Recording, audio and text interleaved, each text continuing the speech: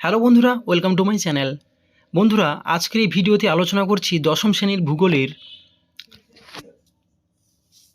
যে প্রথম সাবমেট্রিক পরীক্ষা হবে 25 সালে তোমাদের, অর্থাৎ যারা 24-25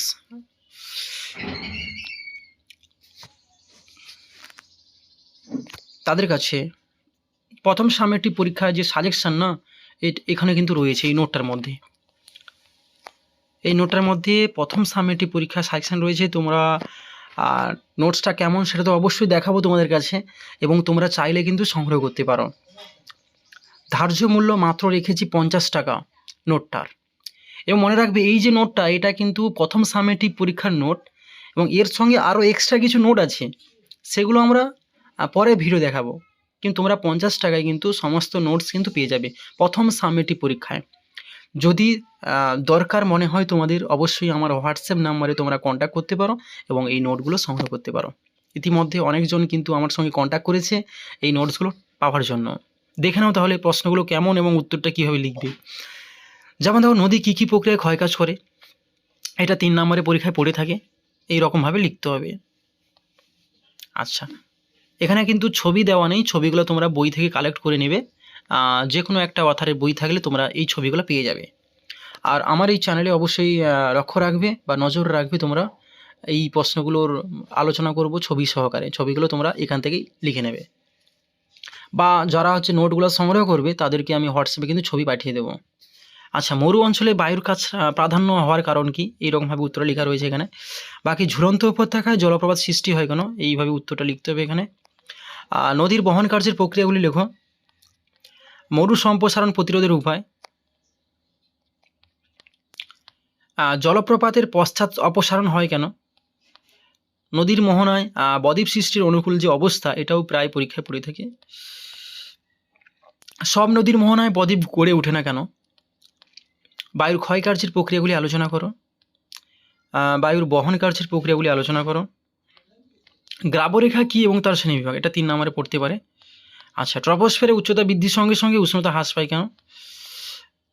গঙ্গা, পদ্মা, মেঘনা বদ্বীপ সক্রিয় অঞ্চলে জলবায়ু পরিবর্তনের ভূমিকা, এটা 3 নম্বরে পরীক্ষায় প্রশ্ন আসতে পারে। সুন্দরবনের দ্বীপগুলির উপর জলবায়ু পরিবর্তনের প্রভাব, এটা দেখতে পাচ্ছ এরকমভাবে লেখা রয়েছে। এটা 3 নম্বরে। 3 নম্বরে পড়লে বলেছো তোমরা 3টা পয়েন্ট লিখবে এরকমভাবে, যেহেতু এখানে অসংখ্য উদাহরণ রয়েছে, বেশি লিখতে পারবে না তোমরা।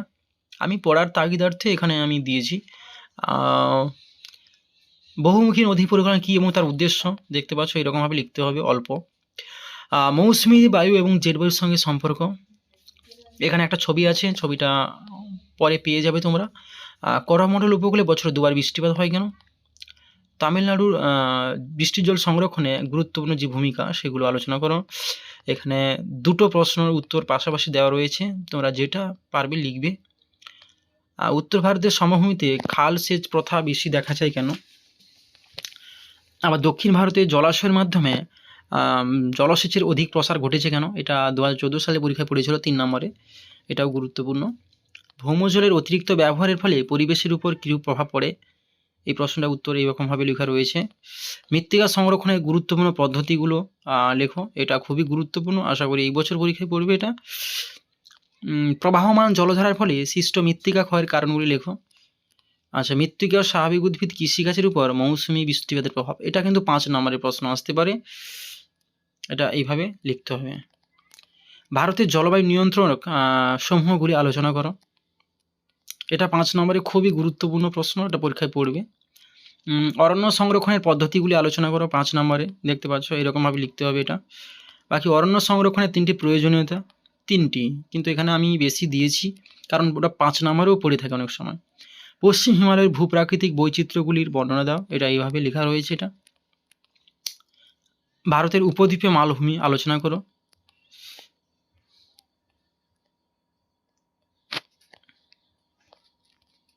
নেক্সট, এখানে প্রস্থ বরাবর হিমালয়ের শ্রেণীবিভাগ, দেখতে পাচ্ছ এটা এরকম ডেটা ছকের আকারে লেখা রয়েছে এখানে। এই হচ্ছে প্রশ্ন। এখানে শুধুমাত্র 3 নম্বর এবং 5 নম্বরের প্রশ্নগুলো রয়েছে, ঠিক আছে। 2 নম্বর বা MCQ বা ACQর প্রশ্ন নেই, সেটা তোমরা এক্সট্রা অন্য কোনো ভিডিওতে তোমরা পেয়ে যাবে। ভিডিওটি দেখার জন্য তোমাদেরকে অসংখ্য ধন্যবাদ, এবং নোটটা সংগ্রহ করতে চাইলে অবশ্যই ডেসক্রিপশন বক্সে বা ভিডিওতে দেওয়া যে ফোন নাম্বারটা রয়েছে সেখানে সরাসরি কন্ট্যাক্ট করতে পারো।